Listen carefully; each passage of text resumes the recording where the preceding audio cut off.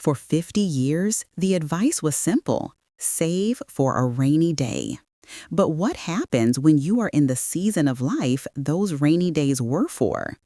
Many of us still operate on an old financial script, one that now limits our joy instead of funding it.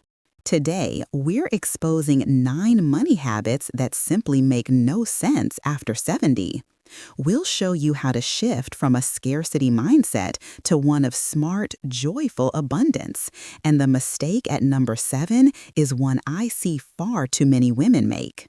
This isn't about being reckless, it's about being intentional. It's about making sure the resources you built are now working for your happiness, and for your well-being today. The habits that built our security can become a cage if we aren't careful. We were responsible, and that is something to be proud of. But the rules of the game have changed.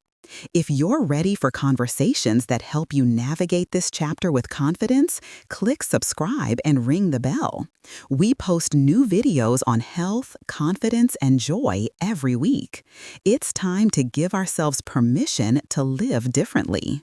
Let's start with the most common habit we need to unlearn: extreme sacrificial frugality. There's a sharp line between being wise with money and being cheap. Wise is using a coupon.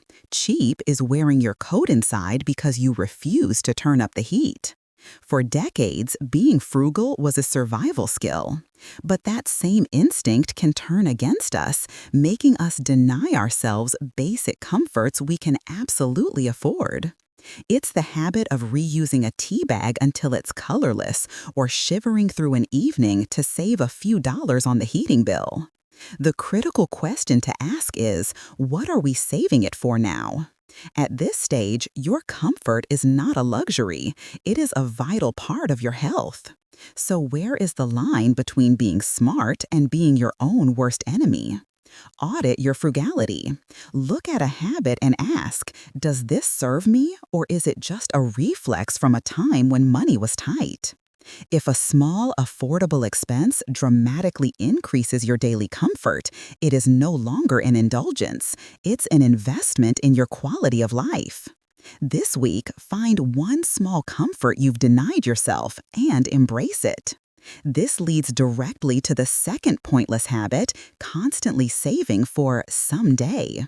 We spent a lifetime planning for a future that felt so distant. We put money aside for a someday vacation, a someday project, or just a someday when we would finally relax. Well, that someday is now. It has arrived. Continuing to aggressively save without a short-term goal is like endlessly packing a suitcase for a trip you never take. The purpose of that money has matured. Its job description has changed from growth to use. This doesn't mean liquidating your savings. It means looking at your finances and intentionally carving out a portion for joy. When we were younger, the biggest risk was not having enough for retirement. What if the biggest risk now isn't running out of money, but running out of time to use it? Create a joy fund or a now fund. The amount is less important than the act of reassigning the money. Give it the job of funding a trip to see family, of taking that art class, or of finally fixing the garden. The money you saved deserves to fulfill its purpose. The third habit is one many fiercely independent women struggle with: the refusal to spend money on help. We did it all for years. We cooked, cleaned, and managed the household. It was a point of pride. Now, paying someone to do something we can still technically do feels wasteful, like an admission of defeat. But this is a dangerous trap. What are the true costs? Shoveling heavy snow, climbing a ladder to clean gutters, or scrubbing floors on your knees carries a much higher risk now than it did at 40. A single fall could cost you your mobility and far more in medical bills than a lifetime of house cleaning. You are not just paying for a task, you are buying back your time. You are preserving your energy for things that only you can do. You are protecting your body. View hiring help not as a luxury, but as a strategic investment in your health and freedom. Start small. Hire someone for one task you dislike or that feels risky. See how it feels to have that time and energy back. You'll find it's worth every penny. Now for a habit that lives inside our homes, keeping our best things for good. You know exactly what this is. The beautiful china waiting for a special occasion, the luxurious towels only for guests, the expensive perfume you're saving for an event worthy of wearing it. For too long, we treated our own lives as the everyday and some hypothetical future event as the special one. But after 70, every day you wake up healthy is a special occasion. Your life right now is the main event. So why do we treat ourselves as less important than a future guest? Using your best things is an act of self-respect. It sends a message to your own mind that you are worthy of beauty and comfort daily. It elevates simple moments. Drinking tea from a delicate china cup just feels better.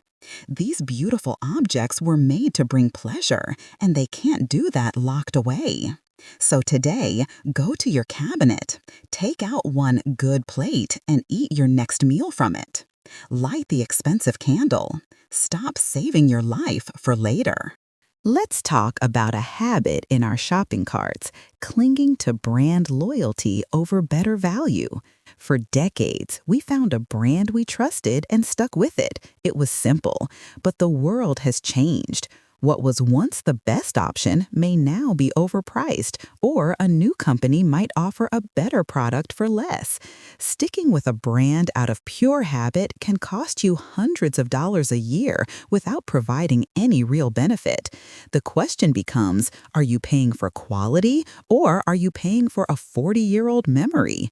The market is more competitive than ever.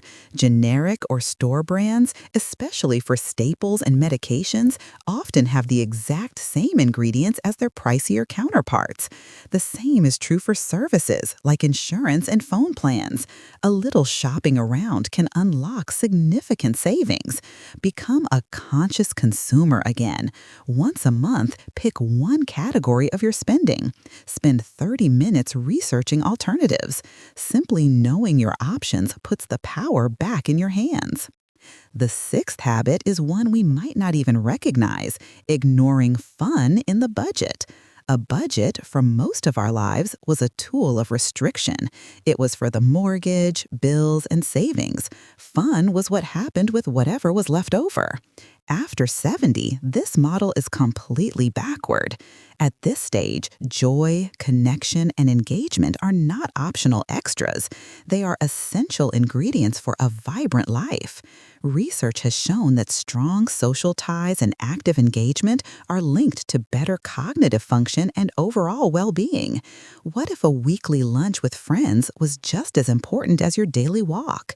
Fun needs to be a formal line item in your budget, not an afterthought. It should be planned for and protected. This formalizes its importance. It shifts your mindset from seeing these activities as frivolous to seeing them as a non-negotiable part of your self-care. Write My Joy Fund into your monthly spending plan. Assign an amount to it. This is your money designated for tickets to a play, for coffee with a friend, for whatever makes you smile. It's a prescription for happiness.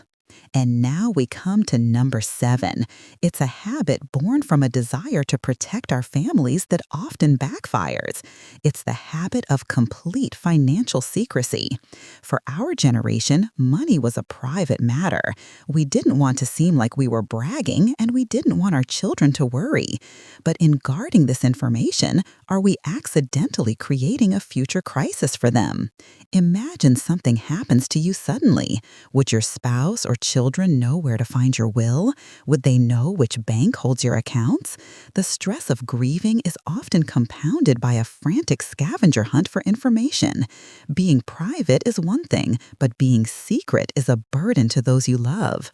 The solution is strategic transparency. This doesn't mean disclosing every penny. It means creating a legacy binder or a life file. This is a single, organized place with copies of important documents, wills, deeds, account numbers, and passwords. Choose one trusted person, your spouse, your executor, or a responsible child, and simply show them where this binder is. This simple act is one of the greatest gifts of peace you can give your family. The eighth habit might be happening quietly in your investment accounts, investing like you're still 30. When you're young, your strategy is about growth. You have decades to recover from market downturns. But after 70, the goal is different. Your primary goal is no longer accumulating wealth, it's preserving it and generating income. Are you still playing by the old rules? A high-risk, growth-focused portfolio is like driving a race car to the grocery store. It's the wrong vehicle for the journey. A major market correction could have a devastating impact on your lifestyle with a little time to recover. This doesn't mean hiding your money under the mattress. It means reevaluating your risk tolerance. The new focus is preservation and income, which usually means a portfolio with less volatile assets. The best action you can take is to schedule a meeting with a trusted financial advisor. Ask them a simple question. Is my portfolio structured for preservation and income, or is it still structured for growth? It's a crucial conversation that ensures your nest egg is protected.